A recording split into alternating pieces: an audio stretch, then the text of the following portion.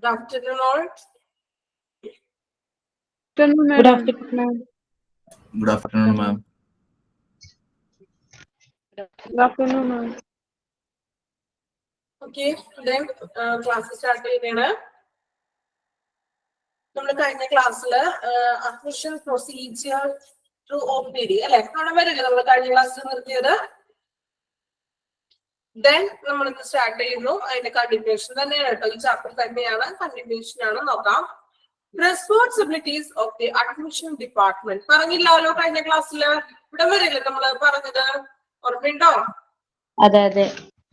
Okay, admission procedure വരെയായിരുന്നു. Then responsibilities of the admission department. ഇനി admission ഡിപ്പാർട്ട്മെന്റിന്റെ responsibilities എന്തൊക്കെയാണെന്നാണ് നോക്കുന്നത്. ഒരു പോയിന്റ് ആയിട്ടാണ് പങ്കുവന്നിരിക്കുന്നത്. നോക്കാം കേട്ടോ. ഇപ്പോൾ നമ്മള് നേരത്തെ പറഞ്ഞു തന്ന കാര്യങ്ങളൊക്കെ തന്നെയാണ്. ഫസ്റ്റ് പോയിന്റ് നോക്കാം. നോക്കാം. Gather patient informations. പേഷ്യൻസിന്റെ ഇൻഫോർമേഷൻസുകൾ എന്ത് ചെയ്യുക? കളക്ട് ചെയ്യുക. അതിൽ ഉൾപ്പെടുന്നത് ഏതൊക്കെയാണ്? Name, age, sex, address, mobile number etcetera. Personal ആയിട്ട് വരുന്ന ഡീറ്റെയിൽസ് കാര്യങ്ങളൊക്കെയാണ് പേഷ്യന്റ് ഇൻഫോർമേഷൻസിൽ ഉൾപ്പെടുന്നത്. Then prepare medical record. Medical റെക്കോർഡുകൾ എന്ത് ചെയ്യാം? പ്രിപ്പയർ ചെയ്യുക. അതായത് മെഡിസിൻസ് കാര്യങ്ങളൊക്കെ അടങ്ങുന്ന പേഷ്യൻസിന്റെ ഒരു മെഡിക്കൽ റെക്കോർഡ് പ്രിപ്പയർ ചെയ്യുക. Then മൂന്നാമത്തെ point, prepare patient identification bracelet.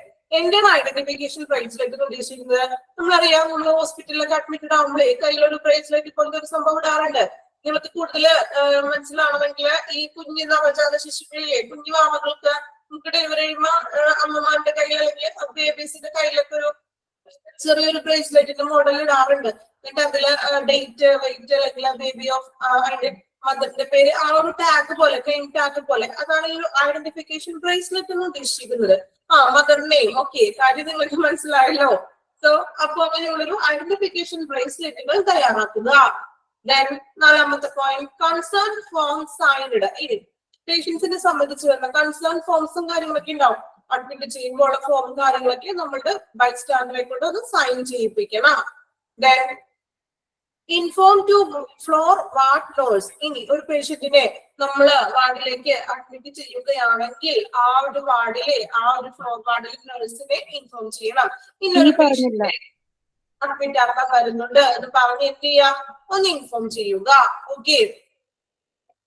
Then issue the visitors pass at the time of admission. ഇനി നമുക്ക് വിസിറ്റേഴ്സിന്റെ പാസും കാര്യങ്ങളൊക്കെ പ്രൊവൈഡ് ചെയ്ത് കൊടുക്കും. നമ്മൾ പറഞ്ഞു വിസിറ്റേഴ്സിന്റെ ഒരു പാസ് ഉണ്ടാവും, അല്ലെങ്കിൽ ആർക്ക് വേണമെങ്കിലും എപ്പോൾ വേണമെങ്കിലും വിസിറ്റ് ചെയ്യാനുള്ള ഒരു ഇതൊന്നും ഹോസ്പിറ്റലിൽ അവൈലബിൾ അല്ല. അപ്പൊ അതിനുള്ള ഒരു പാസും കാര്യങ്ങളൊക്കെ എന്ത് ചെയ്യുക, അതെല്ലാം ഒന്ന് ഇഷ്യൂ ചെയ്യുക. Then ലാസ്റ്റ് പോയിന്റ് ഇച്ചിരി വലുതാണ്, കുഴപ്പമില്ല, കാര്യം പറഞ്ഞു തരാം കേട്ടോ. A minimum deposit amount is advised by the admission desk staff to be deposited at the account's cash counter. They will also draw out an estimate and guide you for selecting the relevant category of room. This amount varies depending upon the area ward in which patient is being admitted. The advance shall be adjusted against the final bill at the time of discharge. Those seeking the cashless room would have to visit the insurance desk or TPA desk for the hospitalization of the patient. Last point ഇച്ചിരി വലുതായിട്ട് തോന്നി അല്ലെ? എന്തെങ്കിലും മനസ്സിലായോ നിങ്ങൾക്കത്? Last point വായിച്ചിട്ട് ഇച്ചിരി വലിയ പോയിന്റ് ആണ്, പക്ഷെ കാര്യങ്ങൾ എളുപ്പമാണ്, പറഞ്ഞുതരാം. അതായത് വേറൊന്നുമില്ല, നമ്മള് ഓൾറെഡി നമ്മൾ അഡ്മിറ്റഡ് ആകുമ്പോൾ അവര് നമുക്ക് ഈ ഒരു അഡ്മിഷൻ അല്ലെങ്കിൽ അക്കൗണ്ടിലെ ക്യാഷ് കൗണ്ടറിൽ നമ്മളോട് ഒരു കോഷ്യൻ ഡെപ്പോസിറ്റ് പോലെ ഒരു നിശ്ചിത എമൗണ്ട് നമ്മളിൽ നിന്ന് വാങ്ങിക്കുന്നു. ഇപ്പൊ ഒരു എക്സാമ്പിൾ പറയണമെങ്കിൽ ഒരു 1000 രൂപ അല്ലെങ്കിൽ ഒരു 1000 രൂപ, ഒരു 1000 രൂപ നമ്മളോട് അവര് കോഷ്യൻ ഡെപ്പോസിറ്റ് പോലെ നമ്മളോട് വാങ്ങിച്ചു. ദെൻ നമുക്ക് ഏത് റൂമാണോ അല്ലെങ്കിൽ ഏതാണോ വാർഡാണോ നമുക്ക് വേണ്ടത്, അല്ലെങ്കിൽ റൂമാണോ ഏതാണോ നമുക്ക് വേണ്ടതെന്ന് വെച്ചിട്ടുണ്ടെങ്കിൽ ആ ഒരു കാറ്റഗറിയൊക്കെ സെലക്ട് ചെയ്യുക അല്ലേ. അഡ്വാൻസ്ഡ് ആയിട്ടാണ് കോഷ്യൻ ഡെപ്പോസിറ്റ് എന്ന് ഉദ്ദേശിക്കുന്നത്. ഇപ്പൊ നമ്മള് വാർഡാണോ റൂമാണോ എന്നൊക്കെ സെലക്ട് ചെയ്തിട്ട് നമ്മൾക്ക് വാർഡിലോട്ട് നമ്മൾ അഡ്മിറ്റ് ചെയ്തു. ദെൻ ഒരു 1 വീക്കോ അല്ലെങ്കിൽ ഒരു 10 ഡേയ്സോ നമ്മൾ അഡ്മിറ്റഡ് ആയി.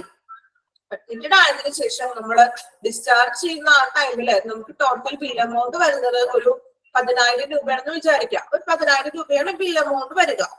നമ്മൾ 1000 രൂപ ഓൾറെഡി അഡ്വാൻസ് കൊടുത്തിട്ടുണ്ട് അവിടെ. സോ നമുക്ക് ബാക്കി വരുന്ന പേയ്മെന്റ് അവിടെ നമ്മൾ ചെയ്താൽ മതി. ഓൾറെഡി 1000 രൂപ അഡ്വാൻസ് ആയിട്ട് കൊടുത്തിട്ടുണ്ടല്ലോ. അപ്പൊ ഒരു 10,000 രൂപയാണ് ബില്ല് വരുന്നതെങ്കിൽ ആ ഒരു 9,000 നമ്മൾ ഇനി പേയ്മെന്റ് ചെയ്താൽ മതി. ഇനി നമ്മൾ പറയുന്നത്, ഇനി എന്തെങ്കിലും നമ്മുടെ ഭാഗത്തു നിന്നും ആ ഒരു ഇപ്പൊ റൂമിനോ അല്ലെങ്കിൽ വാർഡിനോ എന്തെങ്കിലും എക്യുപ്മെന്റ്സോ മറ്റു തകരാറുകൾ നമ്മളുടെ ഭാഗത്തു നിന്ന് സംഭവിക്കുകയാണെങ്കിൽ എന്ത് ചെയ്യും? അവര് അതിന്റെ ഒരു എമൗണ്ട് കൂടി നമ്മളിൽ നിന്ന് വാങ്ങിക്കും. ഇനി ലാസ്റ്റ് പറയുന്നത് നോക്കാം. Those seeking the cashless route. ഇനി ക്യാഷ് തരാതെ മറ്റു വേറെ മാർഗം നോക്കുകയാണെങ്കിൽ അവർ എന്ത് ചെയ്യും? ക്യാഷ് തരാതെ എന്ന് ഉദ്ദേശിക്കുന്നത് ചില പേഷ്യൻസിന് ഇൻഷുറൻസ് ക്ലെയിമുകളൊക്കെ ഉള്ള പേഷ്യൻസ് ഉണ്ടാവും ഇല്ലേ? അപ്പൊ അവർക്ക് അതിന്റെ ചാർജ് ഒന്നും വരുന്നില്ല, ഇൻഷുറൻസ് കിട്ടുമല്ലോ. സോ അങ്ങനെയുള്ളവര് ആ ഒരു TPA ഡെസ്ക് എന്ന് പറഞ്ഞുകൊണ്ട് ഒരു ഹോസ്പിറ്റലിൽ ഉണ്ടാകും. TPA means third party administrator എന്നാണ് മീനിങ്. അതായത് ഇൻഷുറൻസുകളും ക്ലെയിമുകളും കൈകാര്യം ചെയ്യുന്ന ആ ഒരു ഏരിയ ആണ്.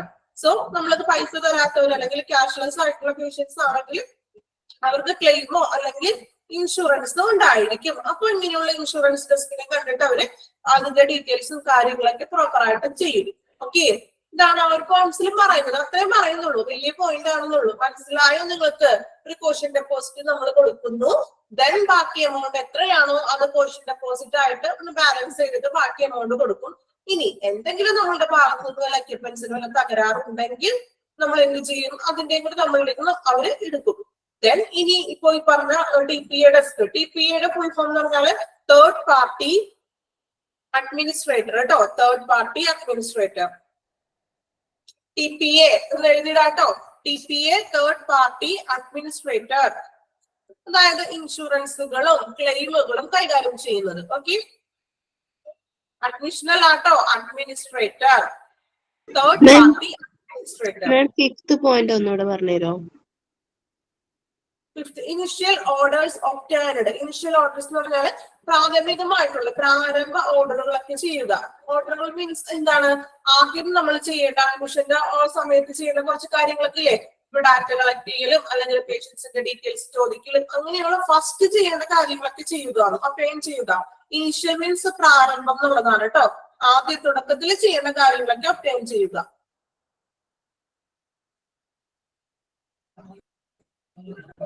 രണ്ടാമത്തെ പോയിന്റ് പറയുമോ? രണ്ടാമത്തെ പോയിന്റ് പ്രിപ്പയർ മെഡിക്കൽ റെക്കോർഡ്, അതായത് മെഡിക്കൽ റെക്കോർഡുകൾ പ്രിപ്പയർ ചെയ്യുക. നിങ്ങൾ ആ പോയിന്റ്സ് മാത്രം നിങ്ങൾ എക്സാക്ട് ആ പോയിന്റ്സ് മാത്രം നോക്കിയാൽ മതി. നിങ്ങൾ അതിന്റെ മീനിങ് കണ്ടെത്തി നിങ്ങൾക്ക് എസ് ടൈപ്പ് ഒന്നും വരുന്നില്ലാലോ. നിങ്ങൾ ആ പോയിന്റ്സ് തന്നെ ഒന്ന് തറവായിട്ടൊന്ന് പഠിക്കാം കേട്ടോ. കുഞ്ഞു കുഞ്ഞു പോയിന്റ്സ് അല്ലേ, നമുക്ക് ബൈഹാർട്ട് ചെയ്ത് പഠിക്കാവുന്നതല്ലേ ഉള്ളൂ. ജസ്റ്റ് എന്താണെന്നൊന്ന് മനസ്സിലാക്കി വെക്കാം. ഓക്കെ, ക്ലാസ് സ്റ്റാർട്ട് ചെയ്യുന്നതാണ്.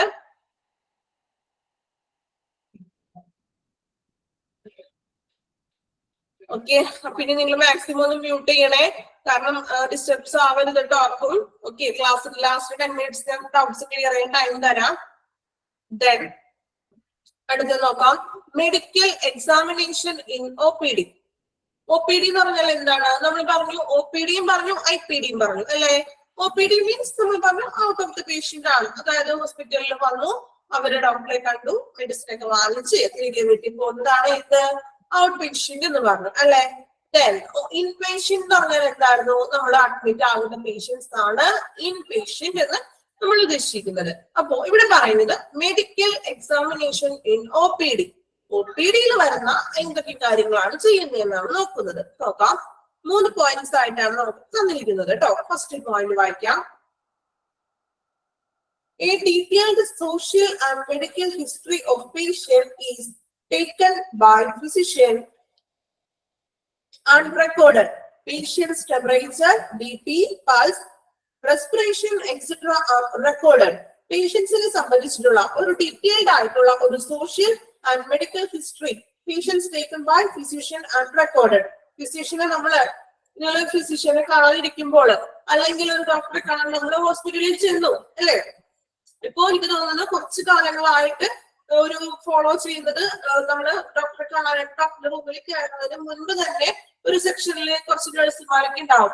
അവര് നമ്മളുടെ BP നോക്കും, ടെമ്പറേച്ചർ നോക്കും, പൾസ് നോക്കും, അങ്ങനെ കുറച്ച് വെയിറ്റും കാര്യങ്ങളും ഹൈറ്റും വെയിറ്റ് ഒക്കെ നോക്കിയിട്ട് അവരൊന്ന് ചെക്ക്. നമ്മൾ ഡോക്ടറെ കാണുന്നതിന് മുൻപ് ഇപ്പൊ അങ്ങനെ ചെയ്യാറുണ്ട്, ഉണ്ടോ? എക്സ്പീരിയൻസ് ഉണ്ടോ ആർക്കെങ്കിലും? ഈ അടുത്ത ഹോസ്പിറ്റലിലൊക്കെ അങ്ങനെ പോകുമ്പോ ചില ഹോസ്പിറ്റലിൽ ഓക്കെ ഇപ്പൊ അങ്ങനെയാണ് ഒരു ഫോളോ ചെയ്യുന്നത്.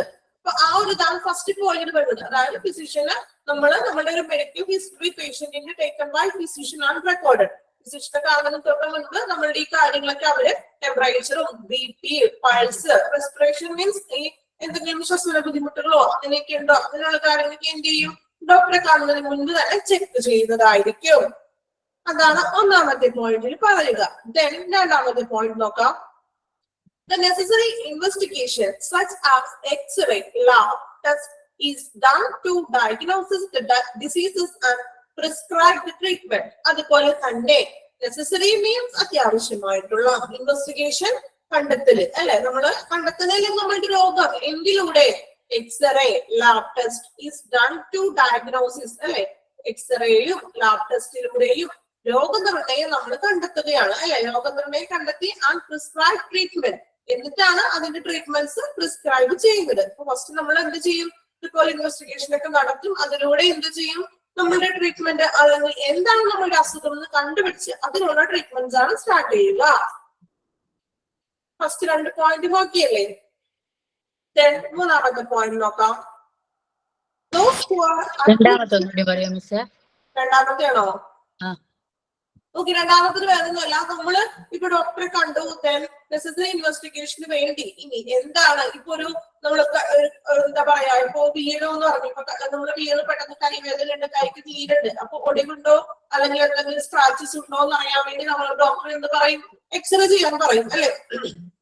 അതുപോലെ ഇപ്പൊ പനിയോ ചുമയോ ഒക്കെ ഉണ്ടെങ്കിൽ വിട്ടുമാറാണ്ട് നിൽക്കുകയാണെങ്കിൽ നമ്മൾ ടെസ്റ്റ് ചെയ്യാനൊക്കെ ഡോക്ടർ പറയാറുണ്ട്. സോ നെസസറി ആയിട്ടുള്ള ഇൻവെസ്റ്റിഗേഷന് വേണ്ടി അല്ലെങ്കിൽ ഡയഗ്നോസിസിന് വേണ്ടി, രോഗം നിർണ്ണയിക്കുന്നതിന് വേണ്ടി നമ്മൾ എന്ത് ചെയ്യും? ഡോക്ടർ എക്സ്റേയോ അല്ലെങ്കിൽ ലാബ് ടെസ്റ്റുകളോ ട്രീറ്റ്മെന്റ്സിന് വേണ്ടി നമ്മളോട് ചെയ്യാൻ പറയുന്നു. ഇത്രേ ഉള്ളൂ കേട്ടോ. എക്സ്റേയും ലാബ് ടെസ്റ്റുകളൊക്കെ ചെയ്യുക. ദെൻ മൂന്നാമത്തെ പോയിന്റ് നോക്കാം. Those who are admitted to the hospital for further investigation or treatment to the concerned ward on the advice of the treating doctor. The ward is designed by the staff at the admission desk and entered in the case sheet. Those who are admitted to the hospital for further investigation. അല്ലെ, ഇപ്പോ ആരെയാണോ നമ്മൾ പുതിയ further ആയിട്ടുള്ള ഇൻവെസ്റ്റിഗേഷന് വേണ്ടി, കണ്ടെത്തലുകൾക്ക് വേണ്ടി നമ്മൾ ഒരു പേഷ്യൻസിനെ ഹോസ്പിറ്റലിൽ അഡ്മിറ്റഡ് ആയതിനു ശേഷം എന്ത് ചെയ്യും? Treatment to the concern part to the advice of the treating doctor.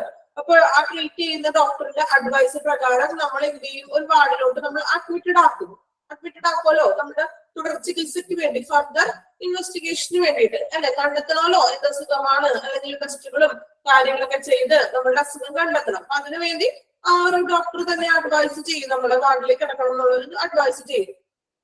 Then the ward is designed by the staff at the admission desk and entered in the case sheet. ഇത് ഏത് ward വേണം, അല്ലെങ്കിൽ ഏത് വാർഡിലോട്ടാണ് ഈ പേഷ്യൻസിനെ അല്ലെങ്കിൽ പേഷ്യൻസിനെ നമ്മൾ admit ചെയ്യേണ്ടതെന്ന് അവിടെയുള്ള സ്റ്റാഫ്, അഡ്മിഷൻ ഡെസ്കിലെ ഒരു സ്റ്റാഫ് ആയിരിക്കും ചെയ്യേണ്ടത്. അവർ എന്നിട്ട് എന്ത് ചെയ്യും? ഇന്നയാളെ ഇന്ന വാർഡിലുണ്ട്, ഇത്ര അവരുടെ നമ്പർ, ഇത്ര റൂം നമ്പറിലേക്കാണ് നമ്മൾ അഡ്മിറ്റ് ചെയ്തിരിക്കുന്നത് കേസ് ഷീറ്റിൽ എഴുതണം. കേസ് ഷീറ്റ് എന്ന് പറഞ്ഞാൽ വേറെ ഒന്നുമില്ല, അവരുടെ ഒരു റെക്കോർഡ് ബുക്ക് പോലത്തെ ഒരു സംഭവമാണ്. അതിനകത്ത് ഓരോ പേഷ്യൻസും ഇന്ന ഡേറ്റ് എഴുതാം, ഇത്ര ഡേറ്റിൽ ഈ ടൈമിലാണ് അഡ്മിറ്റഡ് ആയത്, വാർഡിന്റെ പേര് എഴുതും, അങ്ങനെയുള്ള കാര്യങ്ങളൊക്കെ എന്ത് ചെയ്യാം? വാർഡിലോട്ട് അഡ്മിറ്റഡ് ആക്കുക. ഈ 3 പോയിന്റ് ആണ് OPD വരുന്നത്. OPD മീൻസ് അറിയാലോ, നമ്മൾ വന്നു നമ്മൾ അഡ്മിറ്റ് ആക്കാൻ പോവുകയുള്ളൂ, പുറത്താണ് ഇപ്പോ. പുറത്തുള്ള ടൈമിൽ നടക്കുന്ന കാര്യങ്ങളാണ് ഈ 3 പറഞ്ഞത്. ഓക്കെ, ഒന്ന് വായിച്ചു നോക്കാം കേട്ടോ, എല്ലാവരും ഒന്ന് വായിച്ചു നോക്കാം. 3 പോയിന്റ് പെട്ടെന്ന് വായിച്ചോളൂ. എളുപ്പമാണ്, നിങ്ങൾ ആ മീനിങ് മാത്രം മനസ്സിലാക്കിയാൽ മതി. കൂടുതൽ നിങ്ങൾ എക്സ്ട്രാ അങ്ങനെ ഭയങ്കരമായിട്ടൊന്നും ചിന്തിക്കണ്ട. എളുപ്പമുള്ള പോയിന്റ്സ് അല്ലേ, കുഴപ്പമില്ല കേട്ടോ, വായിച്ചോളൂ 3 പോയിന്റ്.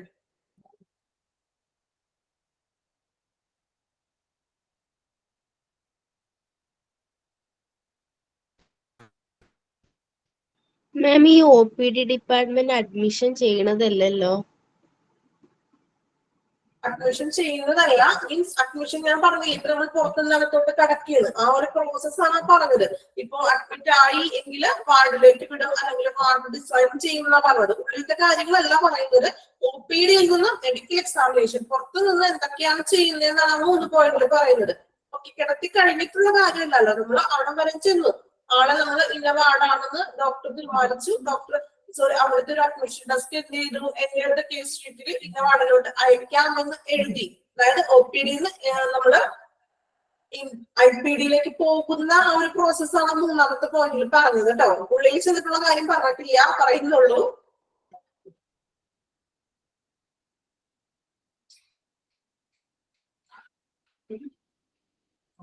Then next നോക്കാം, transporting the client from OPD to IPD.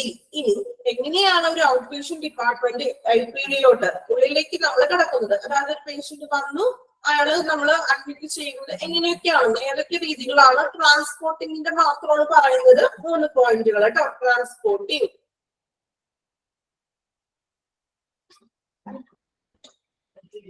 നോക്കാം. First point, clients who are not very ill and are able to walk are accompanied to ward by a nurse of attendant. അല്ലെ, നോക്കാം. clients who are not very ill. ഇപ്പൊ client വലിയ critical situation ഒന്നുമില്ല, അത്യാവശ്യം നടക്കാനൊക്കെ പറ്റുന്ന ഒരു patient ആണെങ്കിൽ ഒരു അക്കമ്പൈൻ മീൻസ് ഒരു കൂടെ ഒരു ഹെൽപ്പായിട്ട് ഒരു നേഴ്സോ അല്ലെങ്കിൽ ഒരു അറ്റൻഡറോ പതിയെന്ന് അകത്തേക്ക് കയറാനായിട്ട് അയാളെ ഹെൽപ്പ് ചെയ്യാനായിട്ട്, അല്ലെ, വലിയ ബുദ്ധിമുട്ടൊന്നുമില്ല, അത്യാവശ്യം കുറച്ചൊക്കെ നടക്കാനൊക്കെ പറ്റുന്ന ഒരു പേഷ്യന്റ് ആണെങ്കിൽ ഒരു നേഴ്സിന്റെയോ അല്ലെങ്കിൽ ഒരു അറ്റൻഡറിന്റെയോ സഹായത്തോടു കൂടി നമുക്ക് ചെയ്യാം. അയാളെ നമുക്ക് എന്ത് ചെയ്യാൻ പറ്റും? ഹോസ്പിറ്റലിലേക്ക് കിടക്കാം, അല്ലെ. ഇനി സെക്കൻഡ് പോയിന്റിൽ സിറ്റുവേഷൻ എന്താണെന്ന് നോക്കാം കേട്ടോ. wheelchairs should be available for those who are too sick, weak, not able to walk. ഒന്നാമത്തെ സിറ്റുവേഷനിലും രണ്ടാമത്തെ സിറ്റുവേഷൻ ചേഞ്ചസ് ആയി, അല്ലെ. അതായത് നമ്മൾ പറഞ്ഞു those who are too sick, വളരെയധികം ക്രിട്ടിക്കൽ ആയിട്ടുള്ള ഒരു സിറ്റുവേഷനും വളരെ വീക്ക് ആയിട്ടുള്ള നോട്ട് ഏബിൾ ടു വാക്ക്, ഒട്ടും തന്നെ നടക്കാൻ പറ്റാത്ത ഒരു പേഷ്യൻസിന് എന്ത് ചെയ്യാം? നമുക്ക് വീൽ ചെയറിന് അവൈലബിൾ കൊടുക്കാം, അല്ലെ. ഇപ്പൊ നമ്മള് ഹോസ്പിറ്റലിലേക്ക് കാണാറില്ലേ, കാഷ്വാലിറ്റിയിലും മറ്റേ പേഷ്യൻസ് വരുമ്പോഴേ ഓട്ടോറിക്ഷയിൽ നിന്നും മറ്റു വാഹനങ്ങൾക്ക് വന്നിട്ട് അപ്പൊ തന്നെ അറ്റൻഡർ പോയി വീൽ ചെയർ എടുത്ത് ഓടി വന്ന് അകത്തേക്ക് കൊണ്ടുപോകുന്നത് കാണാറില്ലേ? കണ്ടിട്ടുണ്ടോ? ഉണ്ടോ? റെസ്പോൺസ് ചെയ്യാനും എല്ലാരും ഉറക്കമാണോ? ഓക്കെ, ഉറക്കമാണെന്നാണ് യെസ് പറഞ്ഞത്, അല്ലെങ്കിൽ കണ്ടിട്ടുണ്ടെന്നാ? കണ്ടിട്ടുണ്ട്. ഓക്കെ, ഇനി ഉച്ചയ്ക്ക് നല്ലൊരു ടൈമാണല്ലോ, അപ്പത്തേക്ക് ഒരു ചെറിയ ഉറക്കമൊക്കെ വന്നിട്ടുണ്ടാവും, വരും അല്ലെ, അല്ലാണ്ട് ഇല്ല. സോ ഉറക്കമൊക്കെ ഉണ്ടെങ്കിൽ കുറച്ച് കൺട്രോൾ ചെയ്തിരിക്കണേ. ഓക്കെ, ഫസ്റ്റ് പോയിന്റ് എന്ന് പറഞ്ഞാല് അത്യാവശ്യം നടക്കാനൊക്കെ പറ്റുന്ന ഒരു പേഷ്യന്റ്, അധികം അസുഖമൊന്നും ഇല്ല, അങ്ങനെയുള്ള ഒരാളാണെങ്കിൽ നമുക്ക് ഒരു നേഴ്സോ അല്ലെങ്കിൽ ഒരു അറ്റൻഡന്റ് സഹായത്തോടെ കൂടി നമുക്ക് പേഷ്യൻസിന് അകത്തേക്ക് കൊണ്ടുവരാമെന്ന്. സെക്കൻഡിന് പറയുന്നത് എന്താണ്, തീരെ അവശതയാണ്, ആൾക്കൊട്ടും നടക്കാൻ പറ്റുന്നില്ല, ഭയങ്കര ബുദ്ധിമുട്ടാണ്, ഭയങ്കര ടയേർഡാണ് ആള്, അങ്ങനെയുള്ള സിറ്റുവേഷനൊക്കെ ആണെങ്കിൽ നമുക്കൊരു വീൽ ചെയർ കൊണ്ടുവന്ന് അയാളെ എന്ത് ചെയ്യാം, വീൽ ചെയറിൽ അകത്തോട്ട് കടക്കാം, അകത്തോട്ട് കയറ്റാം. ഓക്കെ, ഇനി മൂന്നാമത്തെ പോയിന്റ് നോക്കാം കേട്ടോ. Clients who are brought to hospital on ambulances should be carried to their respective wards or structures. ഇനി അതിലും കണ്ടീഷൻ ആയിട്ട് ഭയങ്കര മോശം കണ്ടീഷനിൽ വരുന്നവർക്കാണ് നമുക്ക് ആംബുലൻസിലൊക്കെ കൊണ്ടുവരുന്ന പേഷ്യൻസ് ഉണ്ടാവില്ലേ. ഇപ്പൊ വേറൊരു ഹോസ്പിറ്റലിൽ പോയി അവിടെ പെട്ടെന്ന് നിങ്ങൾ ഇവിടുന്ന് മറ്റെവിടേക്കും കൊണ്ടുപോയിക്കോ എന്നൊക്കെ പറഞ്ഞിട്ട് ആംബുലൻസ് തന്നെ ആളെ ഷിഫ്റ്റ് ചെയ്ത് വിടും. അങ്ങനെ വരുന്ന സാഹചര്യത്തിൽ എങ്ങനെയായിരിക്കും ആംബുലൻസിന്റെ പുറത്തിറക്കി വിടുകയാണോ ചെയ്യുന്നത്? അല്ല, ആ ഒരു സ്ട്രക്ചറെ പാടെ തന്നെ എടുത്തിട്ട് അകത്തോട്ട് ഇപ്പോ റെസ്പെക്റ്റീവ് വാർഡ്സോ നമ്മൾ ഏതിലോട്ടാണോ, കാഷ്വാലിറ്റിയിലോട്ടാണോ അല്ലെങ്കിൽ എങ്ങോട്ടാണോ കൊണ്ടുപോകുന്നത്, ആ ഒരു സ്ട്രക്ചറെ പടി തന്നെ ആയിരിക്കില്ലേ ഹോസ്പിറ്റലിലേക്ക് കൊണ്ടുവരുന്നത്, അല്ലേ? ആണോ? അതെ. അല്ലെ? ഓക്കെ, അപ്പൊ ഈ ഒരു 3 സിറ്റുവേഷൻ മാത്രമാണ് പറയുന്നത്. ഒന്ന് വലിയ ബുദ്ധിമുട്ടില്ലാത്തൊരു പേഷ്യന്റ്, അങ്ങനെയുള്ള ആൾക്ക് നടക്കാനൊക്കെ പറ്റും, വലിയ കുഴപ്പമൊന്നുമില്ലെങ്കിൽ ഒരു നഴ്സോ ഒരു അറ്റൻഡറോ വന്ന് ജസ്റ്റ് ഒന്ന് ഹെൽപ്പ് ചെയ്യാം. രണ്ടാമത് പറഞ്ഞത് ഒട്ടും നടക്കാൻ പറ്റുന്നില്ല, ഭയങ്കര ബുദ്ധിമുട്ടാണ്, ആള് വീക്കാണ്, എന്ത് ചെയ്യും, നമ്മൾ എന്ത് ചെയ്യും, ഒന്ന് വീൽ ചെയറിന്റെ സഹായത്തോടു കൂടി കൊണ്ടുവരും. ഇനി മൂന്നാമത്തെ സിറ്റുവേഷനിൽ പറഞ്ഞത് ആള് ഓൾറെഡി ആംബുലൻസിനാണ് കൊണ്ടുവന്നേക്കുന്നത്, അങ്ങനെയുള്ള പേഷ്യൻസിന് ആ ആംബുലൻസിന്റെ സ്ട്രക്ചറെ പടി തന്നെ ആയിരിക്കും അകത്തേക്ക് പ്രവേശിപ്പിക്കുക. ഓക്കെ, 3 പോയിന്റ്സ് ക്ലിയർ ആയില്ലേ? ഇനി ലാസ്റ്റ് പറയുന്നത് receive the patient by ward sister. ഇനി പേഷ്യന്റ് വരുമ്പോ പേഷ്യൻസിനെ സ്വീകരിക്കുന്നത് ആരാണ്? വാർഡ് സിസ്റ്റർ ആയിരിക്കും.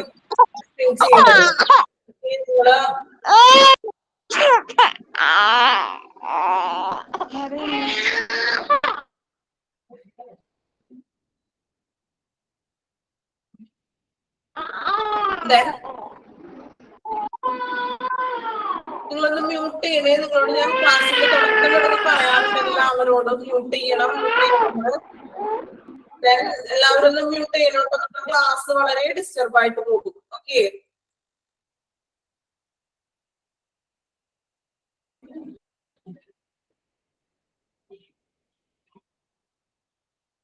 ഓക്കെ. കുഞ്ഞുങ്ങളുടെ സൗണ്ടും നമ്മളുടെ വീട്ടിലെ സൗണ്ടൊക്കെ കേൾക്കുമ്പോഴേ നിങ്ങൾക്കും അല്ലെങ്കിൽ റെക്കോർഡർ ക്ലാസ് വരുന്നവർക്കും ഡിസ്റ്റർബ് ആണല്ലോ, അതുകൊണ്ടാണ് മ്യൂട്ട് ചെയ്യാൻ പറയുന്നത്. ഇന്ററാക്ഷൻ സമയം തരാം, പേടിക്കണ്ട. Okay, receive the patient. അപ്പൊ നമ്മള് എന്താണ്, വാർഡ് സിസ്റ്റർ ആയിരിക്കും, അതായത് അവിടെ നേഴ്സ് ആയിരിക്കുമല്ലോ നമ്മുടെ പേഷ്യൻസിനെ റിസീവ് ചെയ്യുക, സ്വീകരിക്കുന്നത്. ഓക്കെ, അപ്പൊ ഇത്രയും കാര്യങ്ങളാണ് ആ ഒരു സെക്ഷനിൽ വരുന്നത്. ഇനി അടുത്തത് പറയുന്നത് നെക്സ്റ്റ് ഒരു സെക്ഷൻ ആണ്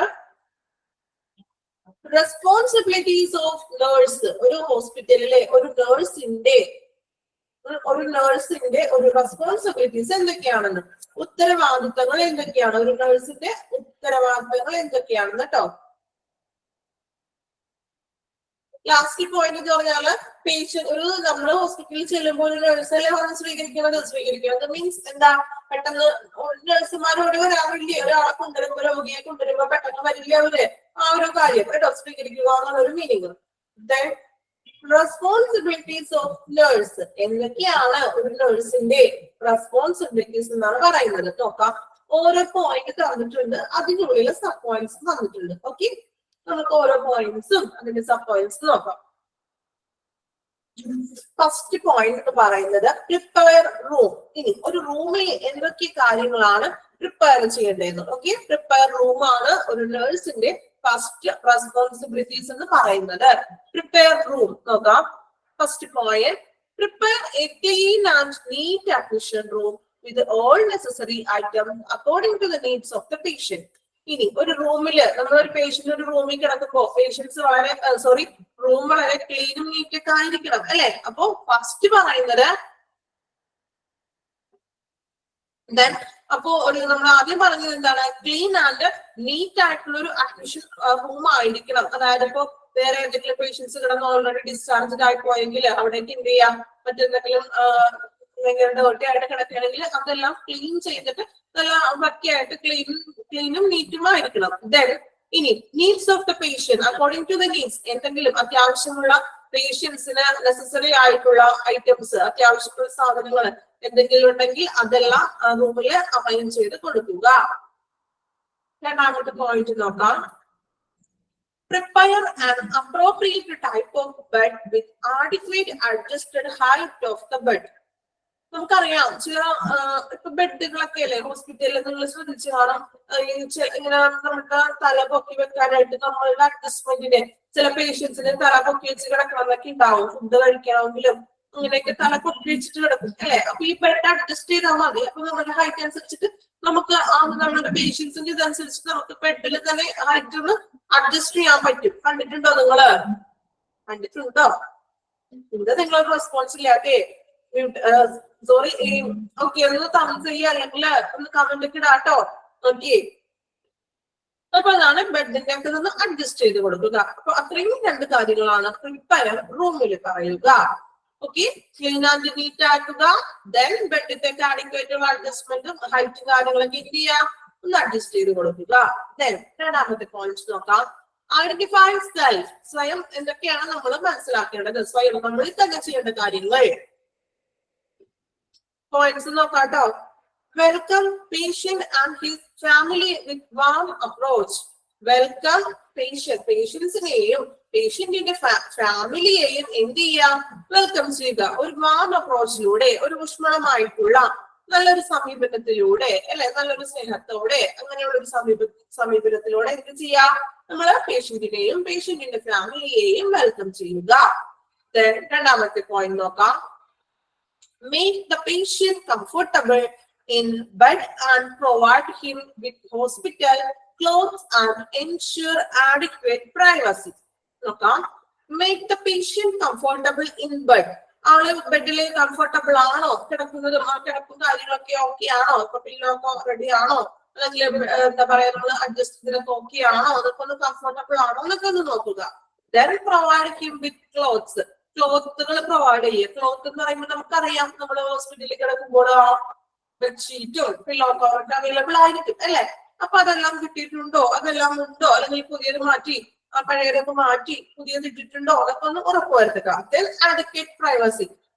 അഡിക്വേറ്റ് പ്രൈവസി എന്ന് പറഞ്ഞാൽ അത്യാവശ്യം വേണ്ടുന്ന പ്രൈവസിന്റെ സാധനങ്ങൾ അവർക്ക് അത്യാവശ്യമായിട്ടുള്ള അവരെല്ലാം സെറ്റ് ചെയ്തിട്ടുണ്ടോ എന്നൊന്ന് പരിശോധിക്കുക. മെയിൻ ആയിട്ട് എന്താണ്, ബെഡ് കംഫർട്ടബിൾ ആണോ, അല്ലെങ്കിൽ ഇങ്ങനെയുള്ള ക്ലോത്ത്സും കാര്യങ്ങളൊക്കെ. ഇപ്പൊ ബെഡ്ഷീറ്റ്, എനിക്ക് തോന്നുന്നത് ബെഡ്ഷീറ്റും പില്ലോ കവറൊക്കെയാണല്ലോ ഓൾറെഡി ഉള്ളത്. ഒരു ബെഡ് സ്റ്റാൻഡറിന്റെ ബെഡ് ഉണ്ടാവും, അല്ലെങ്കിൽ നമ്മുടെ പേഷ്യന്റിന്റെ ബെഡ് ഉണ്ടാവും. അവിടെ രണ്ടിടത്തും ക്ലോത്തും കാര്യങ്ങളൊക്കെ ഉണ്ടോ എന്നൊക്കെ ഒന്ന് ഉറപ്പുവരുത്തുക. Then lesson anxiety and fear. അല്ലെ, ഒരു പേടിയും ഭയവും ഒക്കെ ഒന്ന് കുറക്കാൻ.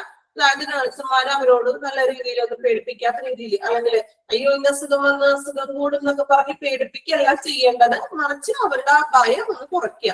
കുഴപ്പമില്ല, മാറിക്കോളും, നമുക്ക് കുറച്ച് ദിവസം ഇഞ്ചക്ഷനൊക്കെ കഴിയുമ്പോൾ റെഡി ആകും, ഓക്കെ ആകും എന്നൊക്കെ പറഞ്ഞ് എന്ത് ചെയ്യുക, ഒന്ന് ആശ്വസിപ്പിച്ചിട്ട് അവരുടെ പേടിയൊക്കെ ഒന്ന് കുറയ്ക്കുക. ഓക്കെ, അതാണ് ഐഡന്റിഫൈ സെൽഫിൽ വരുന്ന കാര്യങ്ങൾ.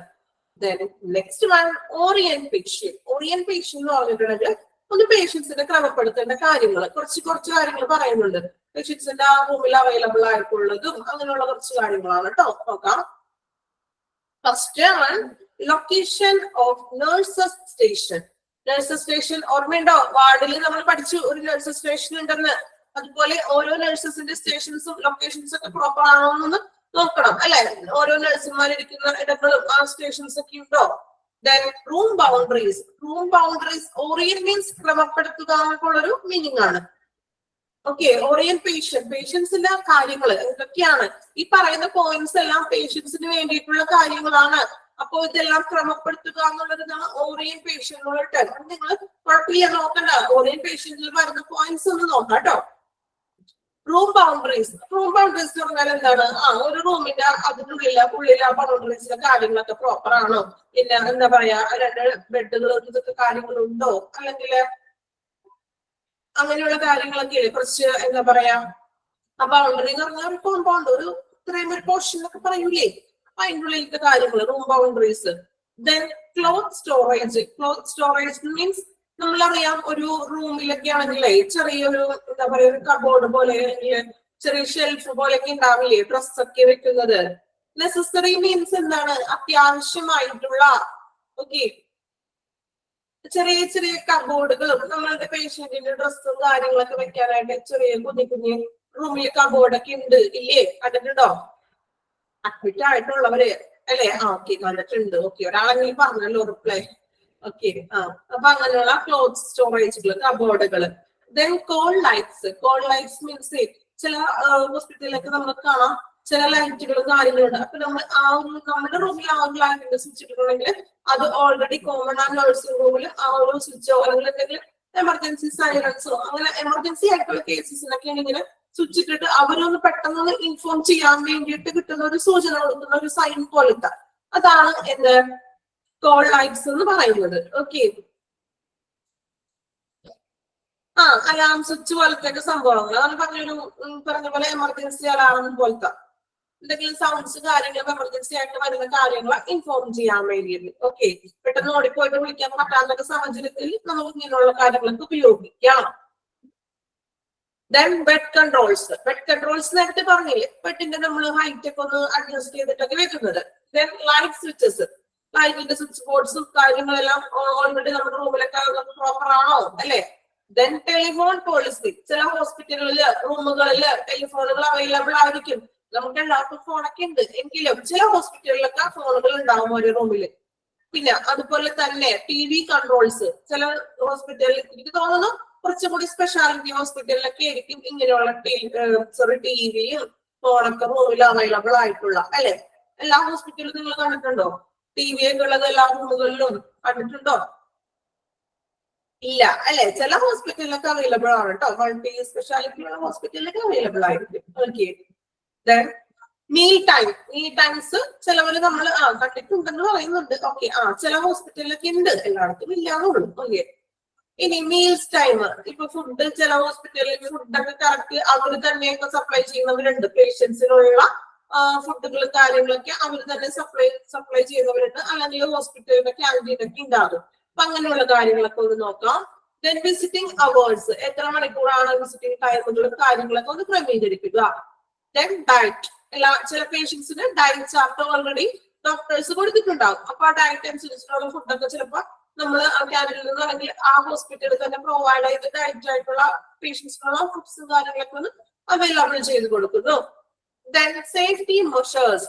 Side rails. എന്താണ് side rails? Side rails term കേട്ടിട്ടുണ്ടോ നിങ്ങള്? അല്ലെങ്കിൽ ആദ്യമായിട്ട് കേൾക്കണേണോ? ആരെങ്കിലും കേട്ടിട്ടുണ്ടോ? ഓക്കെ ആദ്യമായിട്ട് കേൾക്കണയാണോ? ഓക്കെ സൈഡ് റെയിൽസ് എന്ന് പറഞ്ഞാൽ എന്താണ് ഉദ്ദേശിക്കുന്നത്? നമുക്കറിയാം ഈ സേഫ് ആയിട്ട് നമ്മള് പേഷ്യൻസിന്റെ കട്ടിലിൽ കണ്ടിട്ടില്ലേ? ഇപ്പൊ പേഷ്യൻസ് എടുക്കുന്ന കട്ടിലിന്റെ സൈഡിൽ ഇങ്ങനെ ഒരു ഇരുമ്പിന്റെ പോലെ തന്നെ ചെറിയൊരു ഇത് വെച്ച് അതായത് ആള് വീഴാണ്ടിരിക്കാൻ വേണ്ടി സൈഡിൽ ഒരു തട പോലെ വെക്കില്ലേ? നമ്മൾ കുഞ്ഞുങ്ങൾ ഉറങ്ങുമ്പോ കുഞ്ഞിലെ ഉറങ്ങാണ്ടിരിക്കാൻ വീഴാണ്ടിരിക്കാൻ വേണ്ടി രണ്ട് തലയണയൊക്കെ സൈഡിൽ വെക്കാറില്ലേ നിങ്ങള്? കുഞ്ഞുങ്ങൾ വീഴാണ്ടിരിക്കാനൊക്കെ അതുപോലെ കട്ടിലുമ്പോ തന്നെ ഓൾറെഡി ഹോസ്പിറ്റലിൽ ഇങ്ങനെ സെറ്റ് ചെയ്തിട്ടുള്ളത് കട്ടിലൊക്കെ ഉണ്ട്. ആവശ്യമുണ്ടെങ്കിൽ അത് നമുക്ക് ഇങ്ങനെ ഒന്ന് പൊക്കി വെക്കാം, അല്ലെങ്കിൽ എത്തിക്കുക. അത് വേണ്ട ആവശ്യമില്ലെങ്കിൽ കുഴപ്പമില്ല. അപ്പൊ അതിനാണ് നമ്മൾ എന്ത് പറയാ സൈഡ് റെയിൽസ് എന്ന് പറയുന്നത്. ഒരു കട്ടിലിനൊരു തടയണ പോലെ അതായത് വീഴാണ്ടിരിക്കാൻ പേഷ്യന്റ് സേഫ് ആയിട്ട് ഇരിക്കുന്നതിന് വേണ്ടിയിട്ടുള്ളതാണ് സൈഡ് റെയിൽസ് എന്ന് ഉദ്ദേശിക്കുന്നത്. Okay then time for doctor's visit. ഇനി എപ്പോഴാണ് ഡോക്ടേഴ്സിന്റെ വിസിറ്റ്? ആ ഒരു റൗണ്ട്സിന്റെ ടൈമും കാര്യങ്ങളും. Then what test are scheduled. ഇനി എന്തൊക്കെ ടെസ്റ്റുകളാണ് പേഷ്യൻസിന് ചെയ്യാൻ വേണ്ടി ഷെഡ്യൂൾ ചെയ്തിരിക്കുന്നത്? ഇപ്പൊ ലാബ് ടെസ്റ്റ് എന്തെങ്കിലും ഉണ്ടാവും, എക്സ്റേ ഉണ്ടാവും, ചിലപ്പോൾ ഫിസിയോതെറാപ്പി എടുക്കേണ്ട പേഷ്യൻസ് ഒക്കെ ഉണ്ടാവും. അപ്പൊ ഏതൊക്കെയാണ് ടെസ്റ്റുകൾ എന്നൊക്കെ അതും ഒന്ന് ഷെഡ്യൂൾ ചെയ്യുക. ഇത്രയും കാര്യങ്ങളാണ് ഒരു ഓറിയന്റേഷൻ ടോട്ടൽ ആയിട്ട് വരുന്ന കുറച്ച് കാര്യങ്ങളാണ് പോയിന്റ്സ് പറയുന്നത് കേട്ടോ. Okay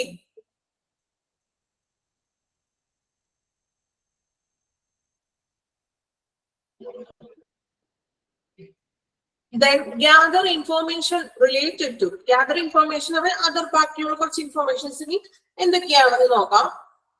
medical orders, treatment, lab result, test, diet and activity.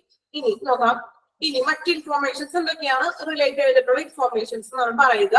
Medical orders, ഡോക്ടേഴ്സിന്റെ medical orders ഒക്കെ എന്തൊക്കെയാണ്, അല്ലെങ്കിൽ ഇപ്പോ ടെസ്റ്റ് ചെയ്തോ അല്ലെങ്കിൽ മെഡിസിൻസ് കൊടുക്കുക, ഇഞ്ചക്ഷൻസ് സ്റ്റാർട്ട് ചെയ്യുക, അങ്ങനെയുള്ള മെഡിക്കൽ ഓർഡേഴ്സ്. ദെൻ ട്രീറ്റ്മെന്റ്, ചികിത്സ അറിയാലോ, ഡോക്ടറിന്റെ നമ്മളെ ട്രീറ്റ്മെന്റ്. ദെൻ ലാബ് റിസൾട്ടുകൾ അല്ലെ, ലാബിൽ നമ്മൾ ടെസ്റ്റ് ചെയ്തതിൽ കിട്ടുന്ന റിസൾട്ടുകൾ എല്ലാം. ദെൻ ടെസ്റ്റസ്, മറ്റു ഇപ്പൊ ലാബിലെ തന്നെയല്ല മറ്റു എക്സ്റേ അല്ലെങ്കിൽ സ്കാനിങ്ങോ അങ്ങനെ ECG അങ്ങനെയുള്ള ടെസ്റ്റുകൾ. ദെൻ ഡയറ്റ് ഞാൻ പറയില്ലേ ഓരോ പേഷ്യൻസിന് ഡോക്ടേഴ്സ് കൊടുക്കുന്ന ഡയറ്റ് ചാർട്ട്. ദെൻ ആക്ടിവിറ്റി, മറ്റു പ്രവർത്തനങ്ങൾ. ഇനി ഇതിൽ കൂടാതെ വേറെ എന്തെങ്കിലും എക്സ്ട്രാ ടെസ്റ്റുകളോ കാര്യങ്ങളോ വരുന്നതൊക്കെയാണ് ആക്ടിവിറ്റി എന്നുകൊണ്ട് ഉദ്ദേശിക്കുന്നത്. ഓക്കെ, ഇത്രയും കാര്യങ്ങളാണ് മറ്റു ഇൻഫോർമേഷൻസ്. നമ്മൾ നേരത്തെ പറഞ്ഞില്ലേ, അതെല്ലാം കൂടി ഒന്ന് കോമൺ ആയിട്ട് പറഞ്ഞെന്നുള്ളൂ കേട്ടോ.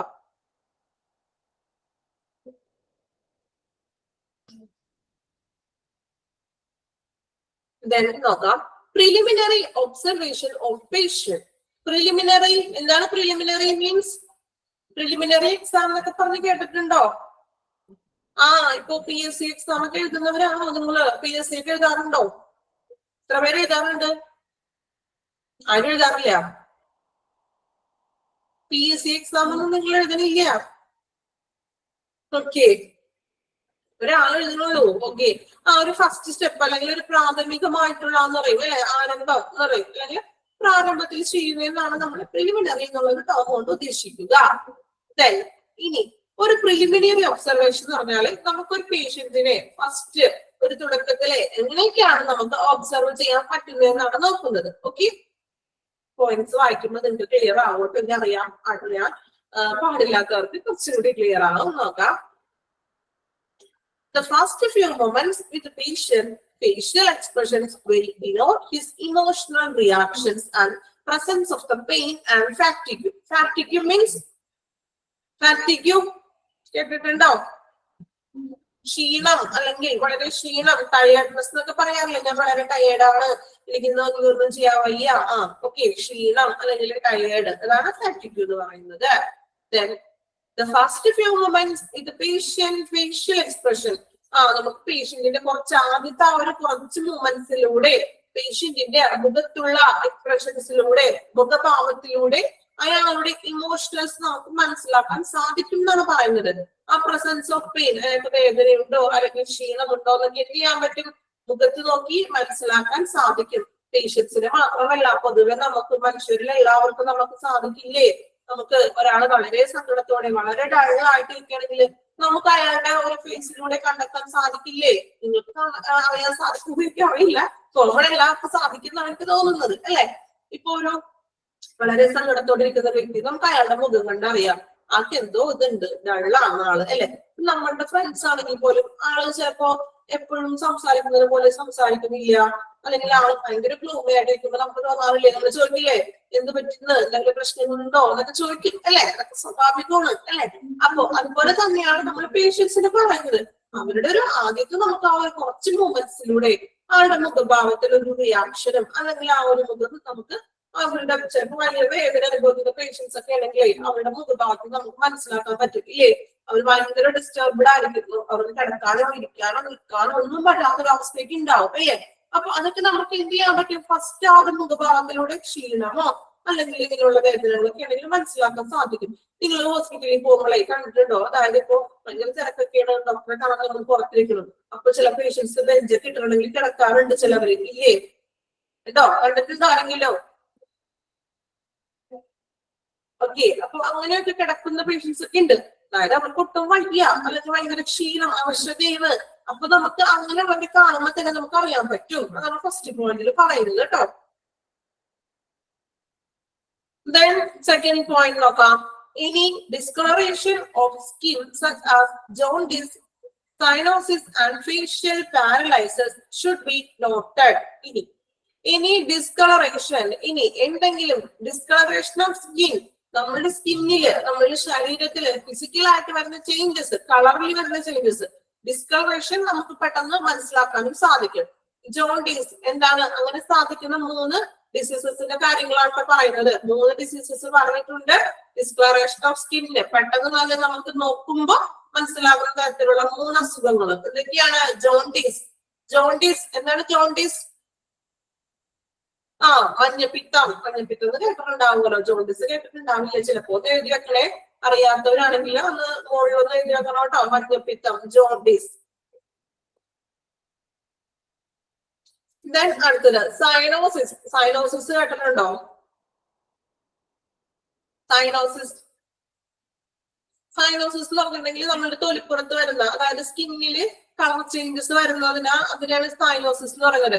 ഇപ്പൊ വിഷാംശമൊക്കെ നമ്മുടെ ശരീരത്തിൽ കയറിയിട്ടുണ്ടെങ്കിൽ ആ ഒരു ബ്ലൂഷ് കളറിൽ വരുന്നത്, വിഷാംശമൊക്കെ നമ്മുടെ ശരീരത്തിൽ കയറിയിട്ടുണ്ടെങ്കിൽ ഒരു ബ്ലൂഷ് കളർ ആവില്ലേ പെട്ടെന്ന് തന്നെ സ്കിൻ മൊത്തം. ഓക്കെ, അങ്ങനെ ഒരു സ്കിന്നിൽ തൊലിപ്പുറത്ത് വരുന്ന ഒരു നിറമാറ്റമാണ് സൈനോസിസ് എന്ന് പറയുന്നത്. എഴുതി വെക്കാട്ട് അറിയാത്തവരാണെങ്കിൽ നിങ്ങളൊന്ന് എഴുതി വെക്കണേ. Then last facial paralysis. Facial paralysis എന്താണ്? പാരലൈസിസ് കേട്ടിട്ടുണ്ടോ? ഇതൊക്കെ ആദ്യമായിട്ട് കേൾക്കണമെങ്കിൽ തീർച്ചയായിട്ടും മുകളിൽ എഴുതി വെക്കണേ. ഫേഷ്യൽ പാരലൈസിസ് മീൻസ് ഇങ്ങനെ മുഖം ഒരു സൈഡിലേക്ക് ഓടിപ്പോകുന്ന അവസ്ഥ കണ്ടിട്ടുണ്ടോ? പക്ഷാഘാതം. പക്ഷാഘാതം എന്നൊക്കെ തന്നെ പറയാം കേട്ടോ. കോടിപ്പോവുക എന്നൊക്കെ ഉള്ളൊരിത്, ഒരു സൈഡിലോട്ട് കോടിപ്പോകുന്ന അവസ്ഥക്കില്ലേ. അതായത് ഈ ഞരമ്പുകളുടെ ഇപ്പൊ ഫേസില് ഇപ്പൊ ആ ഭാഗത്തെ ഞരമ്പുകളുടെ ഡാമേജ് മൂലമായിരിക്കും ഇത് നമുക്ക് അനക്കാൻ പറ്റുന്നില്ല ഒരു സൈഡിലോട്ട് അല്ലെ. അങ്ങനെ ഓക്കെ, ഇതേ ഓരോരുത്തർക്ക് അനുഭവമുള്ള പേഷ്യൻസ് ഒക്കെ ഉണ്ട് കേട്ടോ. ഓക്കെ, സുമിക്ക് അങ്ങനെ ഉണ്ടായിട്ടുണ്ടോ? സുമിക്ക് ഉണ്ടായിട്ടുണ്ടെന്നാണ് കമന്റ് ഇട്ടത്. ദെൻ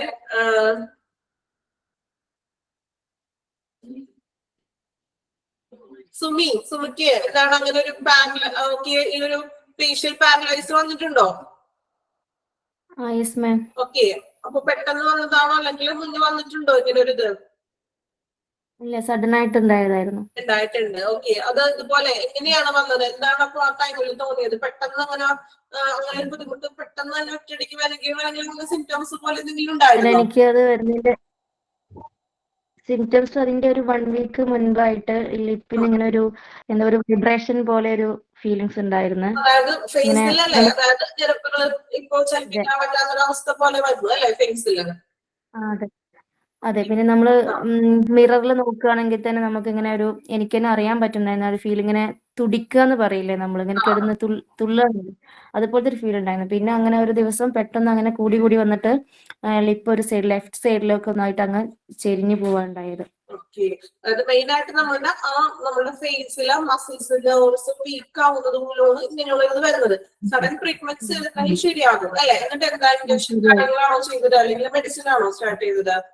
സഡൻ ആയിട്ട് മൾട്ടി സ്പെഷ്യാലിറ്റി നമ്മുടെ മിംസ് ഉണ്ടായിരുന്നു, ഹോസ്പിറ്റലിൽ പോയി അവിടുന്ന് MRI ഒക്കെ എടുത്ത് അപ്പൊ ഡോക്ടർ പറഞ്ഞു ചെറിയ നെർവ്സ് ഉണ്ടല്ലോ അതിനകത്തേക്ക് ബ്ലഡ് സർക്കുലേഷൻ മാറി ഫ്ലോ ചെയ്യുന്ന ഭാഗങ്ങൾ മാറി പോയിട്ട് സ്റ്റക്ക് ആവുന്ന ഒരു സിറ്റുവേഷനിലാണ് അങ്ങനെ ഉണ്ടായിട്ടുള്ളത് പറഞ്ഞു. എനിക്ക് കുഴപ്പമില്ല, ശരിയായും ചെയ്തു. ഓക്കെ, നമുക്ക് ഫർദർ ട്രീറ്റ്മെന്റ് അപ്പോൾ തന്നെ ട്രീറ്റ്മെന്റ് എടുത്തിട്ടുണ്ടെങ്കിൽ അത് ഓക്കെ ആയിക്കോളും, കുഴപ്പമില്ല. അതായത് ഈ പറഞ്ഞ പോലെ നമ്മളുടെ ആ ഒരു ഫേസിലെ മസിൽസ് എന്തെങ്കിലും പെട്ടെന്ന് ഡാമേജ് ആവുകയോ അല്ലെങ്കിൽ അതിന്റെ പ്രവർത്തനക്ഷമതമാവുകയോ ചെയ്യുമ്പോഴാണ് ഇങ്ങനൊരു ഈ ഒരു ഫേഷ്യൽ പാരലൈസിസ് ഒരു ചെറിയ മുഖം കൂടിപ്പോകുന്ന ഒരു അവസ്ഥ വരുന്നത്. ഓക്കെ, പിന്നെ നമുക്ക് മെഡിസിൻ കഴിച്ച് അല്ലെങ്കിൽ ഇഞ്ചക്ഷൻ ചെയ്ത് ഓക്കെ ആകും. ഓക്കെ, ഇപ്പൊ ഒരാളുടെ റിയൽ അനുഭവത്തിലൂടെ പറഞ്ഞപ്പോ നിങ്ങൾക്ക് ക്ലിയർ ആയോ, മനസ്സിലായില്ലേ? ആളുടെ എക്സ്പീരിയൻസ് ആണ് പറഞ്ഞത് അല്ലെ? അപ്പൊ നിങ്ങൾക്ക് ബാക്കി എല്ലാവർക്കും മനസ്സിലായില്ലേ? ഓക്കെ, സൈനോസിസ് മീൻസ് നമ്മുടെ സ്കിന്നിലെ ആ പോയിന്റ് എന്താ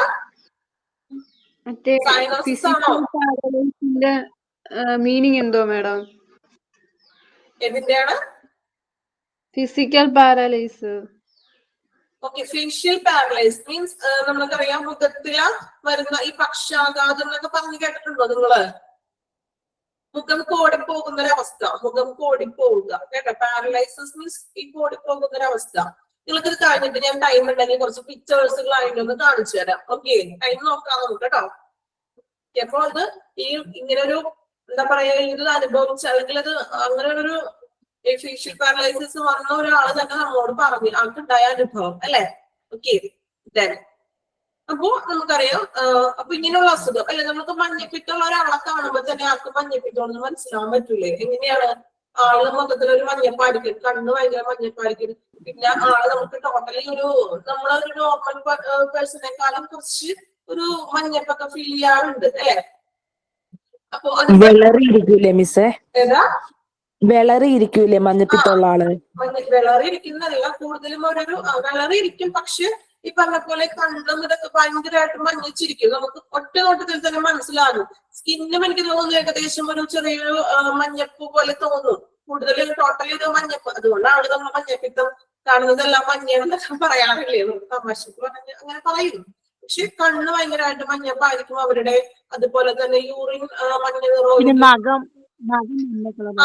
അതാ ഞാൻ പറയുന്നത്, മൊത്തത്തിൽ നോക്കുമ്പോ ഒരു ചെറിയൊരു മഞ്ഞപ്പ് പോലെ നമുക്ക് ഫീൽ ചെയ്യും. നമുക്ക് പുറമേ വേറൊരാൾക്ക് നോക്കുമ്പോ നോർമൽ ഒരു പേഴ്സണെ അപേക്ഷിച്ച് മഞ്ഞപ്പിത്തം ഉള്ളവർക്ക് ഒരു മൊത്തത്തിൽ ഒരു മഞ്ഞപ്പ് പോലെ വിളറിയിരിക്കും. ഓക്കെ, അതിലൊരു കണ്ണിലേ അല്ലോ, മെയിൻ ആയിട്ട് കണ്ണിന്റെയാണ് നമ്മൾ ഈ മഞ്ഞപ്പിത്തത്തിൽ പറയുന്നത് കേട്ടോ.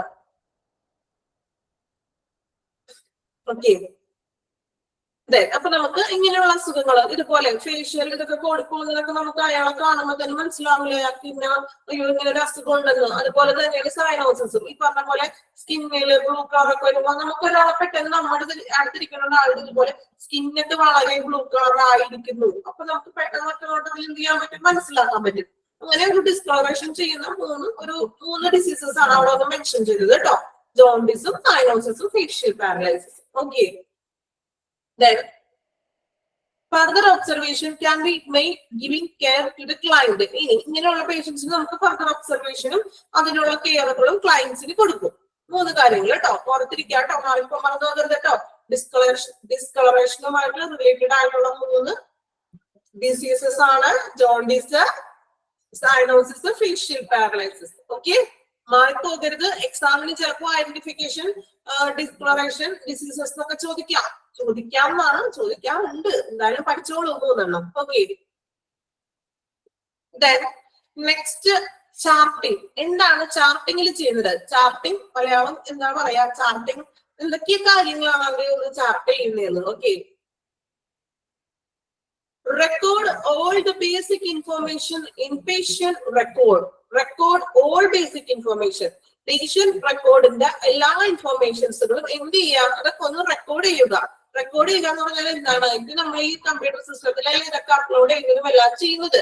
ഇപ്പൊ പേഷ്യൻസിന്റെ ഡീറ്റെയിൽസും കാര്യങ്ങളും ആ ഒരു പേഷ്യൻസിന്റെ റെക്കോർഡൊക്കെ എന്ത് ചെയ്യാം, അതൊന്ന് റെക്കോർഡ് ചെയ്യുക, ടോട്ടലി ഒന്ന് ക്രോഡീകരിക്കുക. ഇനി എന്തൊക്കെയാണ് ആ റെക്കോർഡിൽ ഉൾപ്പെടുത്തേണ്ടതെന്നാണ് 2ാമത്തെ പോയിന്റിൽ പറയുക. Clearly mention admission date, time, patient details, complaints of the clients, any allergies, patient's mental status. ഇനി എന്താണോ പേഷ്യന്റ് അഡ്മിറ്റ് ആയത്, അഡ്മിറ്റിന്റെ ഡേറ്റ്, അയാളുടെ ടൈം, എത്ര ടൈമിലാണ് അഡ്മിറ്റഡ് ആയത്, അതിന്റെ details. Then complaints of the clients. ഇനി ക്ലയൻസ് എന്തെങ്കിലും കംപ്ലൈന്റ്സ് കാര്യങ്ങൾ പറഞ്ഞിട്ടുണ്ടെങ്കിൽ അത് കൂടുതൽ ഉൾപ്പെടുത്തുക. ദെൻ ഇനി അലർജീസ്. ചില ക്ലയൻസിന് അലർജീസ് ഒക്കെ ഉണ്ടാവും, ചിലവർക്ക് മെഡിസിൻ അലർജി ഒക്കെ ഉണ്ടാവും ഇല്ലേ, നിങ്ങളുടെ കൂട്ടത്തിലൊക്കെ ഉണ്ടായിരിക്കാം അല്ലെ. ചിലപ്പോ ചില മെഡിസിൻ കഴിക്കുമ്പോൾ നമുക്ക് അലർജി അങ്ങനെ പറ്റാത്തവരൊക്കെ ഉണ്ട് അല്ലെ, മെഡിസിൻ അലർജി ഒക്കെ ഉണ്ടാവും. അങ്ങനെ അലർജീസ് ഒക്കെ ഉണ്ടെങ്കിൽ അതും കൂടുതൽ ഉൾപ്പെടുത്തുക. ദെൻ അവരുടെ ഒരു അലർജി ഉണ്ടെന്നൊക്കെ പറയുന്നുണ്ട് കേട്ടോ. ഓക്കെ, അപ്പൊ അങ്ങനെ ഉണ്ടെങ്കിൽ ഉള്ളവരുടെ അത് ഉൾപ്പെടുത്തുക. Then mental status.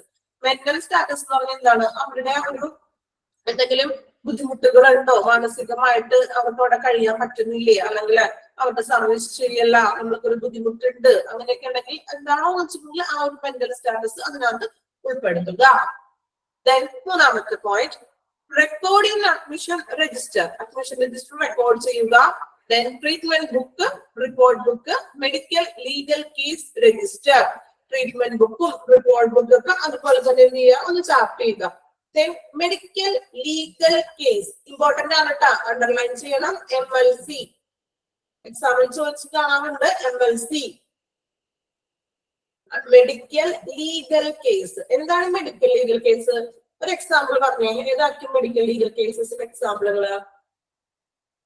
Accident, cases, poisoning,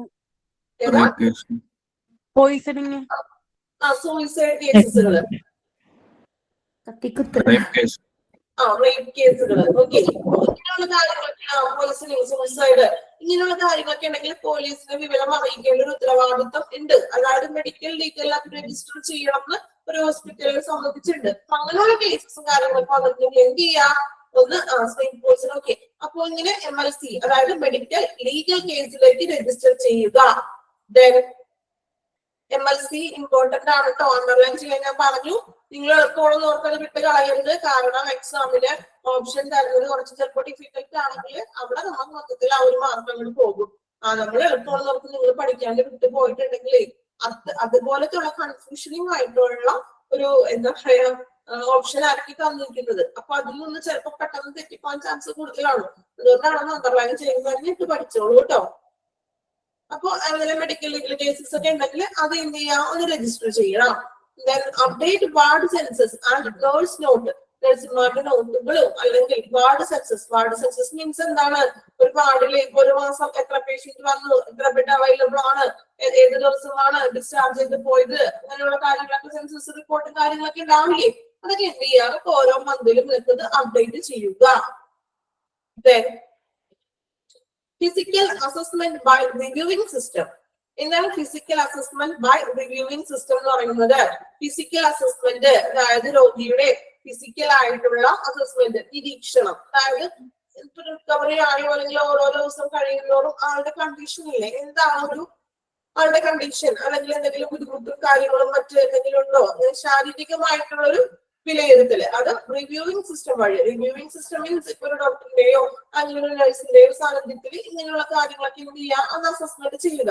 ഇപ്പൊ നടക്കാൻ പറ്റുന്ന പേഷ്യന്റ് ആണ്, അല്ലെങ്കിൽ ഇപ്പൊ ആൾക്ക് ചില പേഷ്യൻസിനെ നമ്മൾ ഇങ്ങനെ നടത്തിക്കുകയൊക്കെ ചെയ്യും, എന്നിട്ടൊക്കെയാണ് വീട്ടിലേക്ക് വിടുന്നത്. ചിലപ്പോ ഇപ്പൊ അങ്ങനെ എന്തെങ്കിലും പൊടിവോ അങ്ങനെയുള്ള കാര്യങ്ങളൊക്കെ വരുമ്പോഴേ ആളെ നമ്മൾ അവിടെ തന്നെ ഓട്ടോമാറ്റിക്കലി ചെയ്തൊക്കെ നോക്കും, എന്നിട്ടാണ് ഡിസ്ചാർജ് ഒക്കെ കൊടുക്കുന്നത്.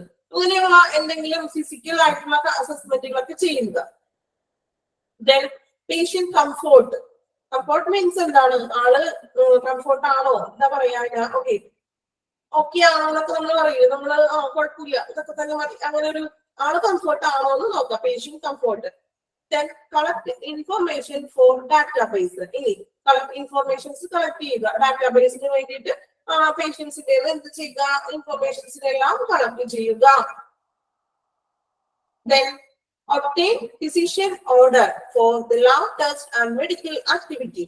Physician order ഇപ്പോൾ ലാബ് ടെസ്റ്റ് ചെയ്യാനും അല്ലെങ്കിൽ മറ്റേ എക്സ്റേയോ മെഡിക്കൽ ആക്ടിവിറ്റി ഉദ്ദേശിക്കുന്നത് എക്സ്റേയോ ഫിസിയോതെറാപ്പിയോ സ്കാനിങ്ങോ അങ്ങനെ കാര്യങ്ങളൊക്കെ ചെയ്യുന്നതിന് വേണ്ടിയിട്ട് എന്ത് ചെയ്യുക, ഫിസിഷ്യന്റെ ഓർഡർ നേടുക. ഓർഡർ കിട്ടിയ ഫിസിഷ്യൻ ഓർഡർ ചെയ്തതിനു ശേഷം ഇങ്ങനെയൊക്കെ ചെയ്യാൻ പാടുള്ളൂ, അല്ലെങ്കിൽ ഒരു നഴ്സിനൊന്നും അതിനുള്ള അധികാരമില്ല. ഒരു ഫിസിഷ്യന്റെ ഓർഡർ പ്രകാരമാണ് ഒരു ലാബ് ടെസ്റ്റുകളും മറ്റു മെഡിക്കൽ ആക്ടിവിറ്റികളും ചെയ്യുന്നത്. ഓക്കെ, ക്ലിയർ ആയെന്ന് വിചാരിക്കുന്നു. കുറച്ച് പോയിന്റ്സ് ഉള്ളൂ, നിങ്ങൾ ആ എക്സാക്ട് ആ പോയിന്റ്സ് തന്നെ പഠിച്ചോളൂ. വേറെ കുറെ നിങ്ങൾ ഭയങ്കരമായിട്ടൊന്നും ഓരോ വലിയ എടുത്തൊന്നും പഠിക്കേണ്ട ആവശ്യമില്ല. നിങ്ങൾ ആ പോയിന്റ് മാത്രം കറക്റ്റ് പ്രോപ്പർ ആയിട്ടുള്ള പഠിക്കാം. ഇനി മീനിങ് എന്തെങ്കിലും അറിയാത്തതുണ്ടെങ്കിൽ ഞാൻ എപ്പോഴും പറയും നിങ്ങളോട്, മീനിങ് അറിയാത്തതുണ്ടെങ്കിൽ നിങ്ങൾക്ക് അവനവർക്ക് നമുക്കറിയാലോ, നമ്മളെ തന്നെ വിലയിരുത്തുമ്പോൾ അറിയാലോ നമുക്ക് ഇതൊക്കെ അറിയാൻ പാടില്ലാത്തിരുന്നത്. അപ്പൊ അത് മാത്രം ഒന്ന് മുകളിലൊന്നും മലയാളത്തിലൊന്നും എഴുതിയിടാം, നിങ്ങൾക്ക് മനസ്സിലാക്കാൻ പറ്റുന്ന രീതിയിൽ. ഇംഗ്ലീഷിലാണെങ്കിൽ ഇംഗ്ലീഷിൽ എഴുതിക്കോളൂ, മലയാളത്തിലാണെങ്കിൽ മലയാളത്തിൽ എന്ത് ചെയ്യാം, ഒന്ന് മലയാളത്തിലൊന്നും ഒന്ന് എഴുതി വെക്കാം. ഓക്കെ. MLC എന്ന് വെച്ചാല് മെഡിക്കോ ലീഗൽ കേസ് അല്ലേ, മെഡിക്കൽ ആണോ? മെഡിക്കൽ ലീഗൽ കേസ് അത് വേറെ ചാപ്റ്ററിൽ മെഡിക്കോ ലീഗൽ കേസ് പഠിച്ചത്. ഓക്കെ, റെഫർ ചെയ്തിട്ട് ഞാൻ നെക്സ്റ്റ് ക്ലാസ്സിൽ എന്താണ് പ്രോപ്പർ പറയാം കേട്ടോ. ഏത് ചാപ്റ്ററിലായിരുന്നു മെഡിക്കോ വേണ്ടത്? Emergency department. എമർജൻസി ഡിപ്പാർട്ട്മെന്റ് അല്ലേ? Okay okay. മെഡിക്കോ ആണെന്ന് സ്പെല്ലിംഗ് മിസ്റ്റേക്ക് ആയില്ല, actually medico legal case. Okay okay, medico legal case emergency department അല്ലേ? Okay okay. Then follow orders by the consultant. ഇനി എന്തൊക്കെയാണ് കൺസൾട്ടന്റിന് നമ്മൾ ഓർഡേഴ്സ് കൊടുക്കുക നോക്കാം. If any tests are prescribed by doctor, the nurse must make arrangements to carry out other procedures prescribed by doctor if any. ഇവിടെ പറയുന്നത് എന്താണ്, ഇനി ഏതൊക്കെയും ടെസ്റ്റുകൾ ഡോക്ടർ പ്രിസ്ക്രൈബ് ചെയ്തിട്ടുണ്ട് പേഷ്യൻസിന്, എക്സ്റേ എടുക്കണം അല്ലെങ്കിൽ ലാബ് ടെസ്റ്റ് നടത്തുക അല്ലെങ്കിൽ എന്താ പറയാ സ്കാനിങ്ങോ അങ്ങനെയുള്ള കാര്യങ്ങളൊക്കെ പറഞ്ഞിട്ടുണ്ടെങ്കിൽ പ്രിസ്ക്രൈബ് ചെയ്തിട്ടുണ്ടെങ്കിൽ എന്ത് ചെയ്യാം, അതിനുള്ള അറേഞ്ച്മെന്റ്സും കാര്യങ്ങളും ഒന്ന് നഴ്സുമാർ ചെയ്ത് കൊടുക്കുക. ഇപ്പൊ ചിലർക്ക് അറിയാൻ പറ്റില്ലല്ലോ, ഇവിടെ പോയിട്ട് ചിലപ്പോൾ ചീട്ടെടുക്കുന്നവർക്ക് ഭാഗ്യം അല്ലെങ്കിൽ ടെസ്റ്റ് ചെയ്യുന്നതിന് മുന്നേ എന്തെങ്കിലും പ്രൊസീജിയേഴ്സും കാര്യങ്ങളൊക്കെ ഉണ്ടാവും. അപ്പൊ എന്തൊക്കെയാണെന്നുള്ളതിനൊന്ന് ക്യാരി ചെയ്തിട്ട് അവരോടൊപ്പം തന്നെ നിന്നിട്ട് ഓരോ പ്രൊസീജിയേഴ്സും കാര്യങ്ങളൊക്കെ ഒന്ന് ഡോക്ടർ പ്രിസ്ക്രൈബ് ചെയ്തതുപോലെ തന്നെ എന്ത് ചെയ്യാം, ഈ പേഷ്യൻസിന്റെ കൂടെ നിന്ന് അവർക്ക് അതിനുള്ള അറേഞ്ച്മെന്റ്സും കാര്യങ്ങളൊക്കെ ഒന്ന് ഒരുക്കി കൊടുക്കുക. അവർക്ക് ഒന്ന് സപ്പോർട്ട് ആയിട്ട് കൂടെ ഒന്ന് ഹെൽപ്പ് ചെയ്യുക. ഓക്കെ, അത്രേ ഉള്ളൂ. ലാസ്റ്റ് വൺ നോക്കാം. കുറച്ച് നിങ്ങൾക്കിത് അത്യാവശ്യം അറിയാവുന്ന ഒരു പോയിന്റ്സ് ആയിരിക്കും കേട്ടോ. നിങ്ങളൊന്ന് നോക്കണേ meaning. Care of valuable and clothing. Care of valuables and clothing എന്താണ് അവിടെ പറയുന്നത് നോക്കാം കേട്ടോ. If patient is wearing hospital dress, patient clothes should be handed over to relatives. In case of absence of relatives, clothing is numbered, labeled in and kept in store until such time is handed over or to relatives. നമുക്കറിയാം, ഇപ്പൊ ഒരു operation എന്തെങ്കിലും സർജറിക്ക് നമ്മളെ വിധേയമാക്കുകയാണെങ്കിൽ നമ്മളൊരു operation തിയേറ്ററിലേക്ക് കയറുമ്പോൾ നമ്മൾ ഇട്ടിരിക്കുന്ന ഡ്രസ്സാണോ നമ്മൾ ആ തിയേറ്ററിലേക്ക് ഇറങ്ങിവിടുന്നത്? ആണോ? നമുക്ക് ഓപ്പറേഷൻ തിയേറ്ററിൽ സെപ്പറേറ്റ് ഒരു ഡ്രസ് ഉണ്ട് ഇല്ലേ? കണ്ടിട്ടുണ്ടോ നിങ്ങൾ? ഒരു ലൈറ്റ് ബ്ലൂ അല്ലെങ്കിൽ ലൈറ്റ് ഗ്രീൻ ഒരു പ്രത്യേക തരത്തിലുള്ള ഒരു ഡ്രസ്സാണ് അല്ലെ? അപ്പൊ ആ ഒരു ഡ്രസ്സാണ് നമ്മൾ ഒരു ഓപ്പറേഷൻ തിയേറ്ററിലോട്ട് പോകുമ്പോൾ ധരിക്കുന്നത്. സോ ആ ഒരു ടൈമില് നമ്മൾ ഓൾറെഡി ഇട്ടിരിക്കുന്ന ഒരു ഡ്രസ്സ് ഉണ്ടല്ലോ, ആ ഡ്രസ്സ് എന്ത് ചെയ്യും? അവര് എന്ത് ചെയ്യും? ഈ നേഴ്സ് നമ്മളുടെ പുറത്ത് പേഷ്യന്റിന്റെ ബൈസ്റ്റാൻഡറോ അല്ലെങ്കിൽ റിലേറ്റീവ്സ് ഉണ്ടാവുമല്ലോ, ആ റിലേറ്റീവ്സിന് ഏൽപ്പിക്കും, ഹാൻഡ് ഓവർ ചെയ്യും. ഇനി ആ ഇൻ കേസ് ആബ്സെൻസ് ആണ്, അവിടെ ആ ടൈമിലും റിലേറ്റീവ്സ് ഇല്ല കൊടുക്കാൻ, അങ്ങനെയാണെങ്കിൽ നമ്മളുടെ ഡ്രസ്സ് അവരെന്ത് ചെയ്യുന്നോ ഒരു നമ്പർ ഇട്ട് ഒരു ലേബൽ ഇട്ട് അവിടെ തന്നെ സ്റ്റോറിൽ കീപ്പ് ചെയ്യും, സൂക്ഷിക്കും. ദെൻ റിലേറ്റീവ്സ് വരുമ്പോ എന്ത് ചെയ്യും? അവർക്കൊന്ന് ഹാൻഡ് ഓവർ ചെയ്ത് കൊടുക്കും, അവർക്കൊന്ന് കൊടുക്കും. അതാണ് ആ ഫസ്റ്റ് ഇതിൽ പറയുന്നത്. ക്ലിയർ ആയോ? ക്ലിയർ ആയോ? ഓക്കെ. ഹോസ്പിറ്റലിൽ നമ്മൾ ഓപ്പറേഷൻ തിയേറ്ററിലേക്ക് ചെല്ലുമ്പോൾ ഡ്രസ്സ് തരും, നമ്മുടെ ഡ്രസ്സ് പുറത്ത് കൊടുക്കും. ഇല്ലാന്നുണ്ടെങ്കിൽ അവര് തന്നെ സൂക്ഷിക്കും. ഓക്കെ. എന്നിട്ട് ആള് വരുമ്പോ എന്ത് ചെയ്യും? തിരികെ കൊടുക്കും. നെക്സ്റ്റ് നോക്കാം. Encourage the client to send jewelry, money and other valuables such as watch to home with relatives. ഇനി അതുപോലെ തന്നെ ഇപ്പോ ക്ലയന്റിന്റെ ജ്വല്ലറി എന്തെങ്കിലും ഗോൾഡ് കാര്യങ്ങളൊക്കെ ഉണ്ടെങ്കിൽ ഗോൾഡ് അല്ലെങ്കിൽ മണി, പൈസ ഉണ്ട്. ചില ആക്സിഡന്റ് കേസസിലൊക്കെ കണ്ടിട്ടുണ്ടാകും അല്ലെ?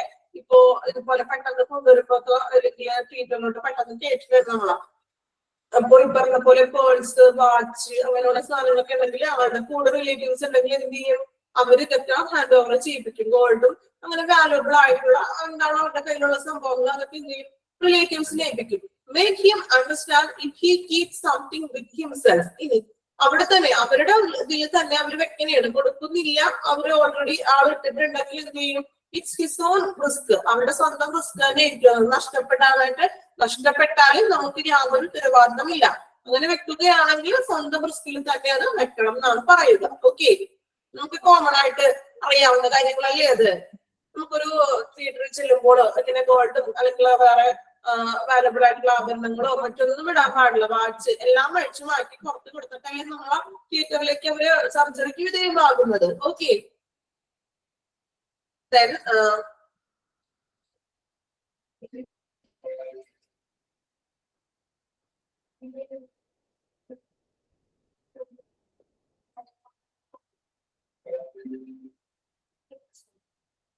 ഫേഷ്യൽ പാരലൈസിന്റെ പിക്ചറാണ് കണ്ടോ? ഈ അറിയാൻ പാടില്ലാത്തവർക്ക് വേണ്ടിയിട്ടാണ് കണ്ടോ. അതായത് നെർവ്സിന്റെ നമ്മളുടെ ഈ മസിൽസിലെ ഇവിടെ നമ്മളുടെ ഈ മുഖത്തെ ഫേസിലെ മസിൽസിന്റെ ഡാമേജ് മൂലമാണ് ഇങ്ങനെ ഒരു സൈഡിലോട്ട് കോടിപ്പോകുന്ന പോലേക്ക് വരുന്നത്. പിക്ചർ എല്ലാവർക്കും ക്ലിയർ ആണോ? കാണുന്നുണ്ടോ എല്ലാവരും? ഓക്കെ. ഇതാണ് ഒരു ഫേഷ്യൽ നെർവ് പാരലൈസിസ് എന്ന് ഉദ്ദേശിക്കുന്നത് കേട്ടോ. അതായത് മുഖം ഒരു സൈഡിലേക്ക് കോടിപ്പോകുന്ന ഒരു അവസ്ഥ. ഓക്കെ. സൈനോസിസ് ഞാൻ പറഞ്ഞില്ലേ, നമ്മളുടെ ഒരു നീല നിറം, അതായത് ഈ പറഞ്ഞ പോലെ എന്തെങ്കിലും വിഷാംശങ്ങളും മറ്റും നമ്മളുടെ ശരീരത്തിനുള്ളിൽ ചെല്ലുമ്പോഴാണ് ഒരു കടുത്തൊരു ഡാർക്ക് ബ്ലൂ പോലത്തെ ഒരു കളർ. നഖം അല്ലെങ്കിൽ ചുണ്ടുകള് അല്ലെങ്കിൽ നമ്മളുടെ ഫേസിൽ തന്നെ ഒരു കളർ ചേഞ്ചസ് വരും. ഇതാണ് സൈനോസിസിന്റെ ഒരു ഇതെന്ന് പറയുന്നത്. ഈ പാമ്പൊക്കെ കടിച്ചതിന് ശേഷമുള്ളതല്ലേ? അതെ അതെ. പാമ്പ് കടിക്കുമ്പോ നമ്മൾ ഈ പറഞ്ഞ പോലെ അത് ഇതാണല്ലോ വിഷാംശം അല്ലേ? വിഷാംശം നിങ്ങൾ സിനിമയിലും മറ്റും കണ്ടിട്ടുണ്ടാവും ഇല്ലേ? ഭയങ്കര ആള് വളരെ നീലറായിട്ട് പോകും, ഭയങ്കര ഡാർക്ക് ബ്ലൂ ഒക്കെ ആയിട്ടും ആ ഒരു സൈനോസിസ് എന്ന് പറയുന്നത് കേട്ടോ. വിഷാംശം മൂലം ശരീരത്തിൽ വരുന്ന സ്കിന്നിൽ വരുന്ന കളർ ചേഞ്ചസ് ആണ് സൈനോസിസ് എന്ന് പറയുന്ന അസുഖം. ഓക്കെ. ദെൻ നമ്മൾ പറഞ്ഞില്ലേ ഇപ്പോ ജോണ്ടീസ്, മഞ്ഞപ്പിത്തമുള്ളവരുടെ കണ്ണുകൾ നോക്കിയേ. ഒരു ഇത് നോർമൽ ഒരു പേഴ്സന്റെ കണ്ണ് ഇങ്ങനെ ആയിരിക്കും അല്ലെ? ഒരു മഞ്ഞപ്പിത്തമുള്ള ഒരു പേഴ്സൺ ആണെങ്കിൽ കണ്ണിന് നിറം നല്ലൊരു മഞ്ഞ നിറം ഉണ്ടാവും.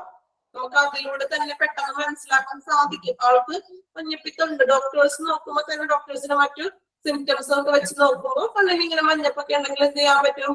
ഡോക്ടേഴ്സിന് അറിയാൻ സാധിക്കും പെട്ടെന്ന്. ഓക്കെ, ക്ലിയർ ആയോ? പിക്ചർ കണ്ടപ്പോ കുറച്ചും കൂടി കാര്യങ്ങളൊക്കെ മനസ്സിലായോ? Okay, cyanosis, then facial paralysis. Okay, നിങ്ങൾക്ക് ഇതുപോലെ നമുക്ക് ടൈം എപ്പോഴും ടൈം കിട്ടില്ലല്ലോ. അപ്പൊ അത്യാവശ്യം ടൈം കിട്ടുകയാണെങ്കിൽ ഇതുപോലെ പിക്ചേഴ്സുകളും കാര്യങ്ങളൊക്കെ ഒന്ന് പ്രസന്റ് ചെയ്യാം കേട്ടോ. എന്നിട്ട് കുറച്ചും കൂടി ക്ലിയർ ആവുമല്ലോ പ്രസന്റ് ചെയ്യുമ്പോ. പിക്ചർ കാണിച്ചപ്പോ നമ്മളിപ്പോ പറഞ്ഞ് കാര്യങ്ങളൊക്കെ മനസ്സിലായി അല്ലെ? എന്നിട്ട് പിക്ചർ കാണിച്ചപ്പോ നിങ്ങൾക്ക് കുറച്ചും കൂടി മനസ്സിലായില്ലേ കാര്യങ്ങള്? ഇനി അങ്ങനെ മനസ്സിലാവാത്ത വന്നാല് ടീച്ചർ മാക്സിമം പിക്ചറൊക്കെ ഒന്ന് കാണിച്ചു തരാം കേട്ടോ. ഓക്കെ, ഇപ്പൊ നമ്മൾ ഇത്ര എടുക്കുന്നുള്ളൂ ഇന്നത്തെ ഒരു പോർഷൻ. ഇനി ഒരു പേജും കൂടി, എനിക്ക് തോന്നുന്നു ഒരു പേജും ഉള്ളൂ ആ ചാപ്റ്റർ. ചെറിയ ചാപ്റ്റർ ആണ്, അതുകൊണ്ടാണ് ഇത്തിരി സ്പീഡിൽ പോയോന്ന് എനിക്ക് അറിയില്ല. പിന്നെ ഒരു ഫ്ലോയിൽ നമ്മൾ പോകും, കുറച്ച് സ്പീഡൊക്കെ പോകും കേട്ടോ. അധികം സ്പീഡാണെന്നെങ്കിൽ മാത്രം എന്ത് ചെയ്യാ, ഒട്ടും നിങ്ങൾക്ക് മനസ്സിലാക്കാൻ പറ്റുന്നില്ലെങ്കിൽ നിങ്ങളൊന്ന് പറയാം സ്പീഡാണ് എന്ന് കേട്ടോ. നമ്മള് കണ്ടിന്യൂസ് ആയിട്ട് ക്ലാസ് എടുക്കണേൽ ഓരോ ടീച്ചേഴ്സും മോർണിംഗ് ഇങ്ങനെ കണ്ടിന്യൂസ് ക്ലാസ്സുകളാണ്. സോ നമുക്ക് ചിലപ്പോ ആ ഒരു ഫ്ലോയിൽ ചെറിയ സ്പീഡൊക്കെ ഒന്ന് കൂടി പോകും കേട്ടോ. ചെയ്യണമെങ്കിൽ ഒന്ന് പറയാം. ചിലപ്പോ എല്ലാവർക്കും അത് ഉൾക്കൊള്ളാൻ പറ്റില്ല, എല്ലാവരും ഒരേ ലെവലല്ലാലോ. ചിലർക്ക് കുഴപ്പമുണ്ടാവില്ല, പറയുന്നതൊക്കെ മനസ്സിലാകും. പക്ഷെ നമ്മള് ബോട്ടം ലെവലിൽ തുടങ്ങിയുള്ള എല്ലാ സ്റ്റുഡൻസിനെയും നമ്മൾ കൺസിഡർ ചെയ്യണമല്ലോ. സോ അങ്ങനെ സ്പീഡ് ആണെങ്കിൽ അത് പറയണം നിങ്ങൾ കേട്ടോ. ഓക്കെ, എടുത്തത് എത്രയും നിങ്ങൾക്ക് ഓക്കെ ആണോ? മനസ്സിലായോ? ബുദ്ധിമുട്ടൊന്നും ഉണ്ടായില്ലല്ലോ? അതെ, എല്ലാവർക്കും ഒരുപോലെ അല്ല. ഞാൻ പറഞ്ഞത് നമ്മൾ ബോട്ടം തുടങ്ങിയുള്ള ഒരു എല്ലാ ലെവലിലുള്ളവരെയും കൂടി പരിഗണിച്ചുകൊണ്ടുള്ള ഒരു ക്ലാസ് ആണ് നമ്മൾ കൊടുക്കുക. ഓക്കെ, നെക്സ്റ്റ് ക്ലാസ്സിൽ കാണാം. Okay, thank you all. Thank you miss. Thank you, miss. Thank you, miss. Thank you. Thank you, miss.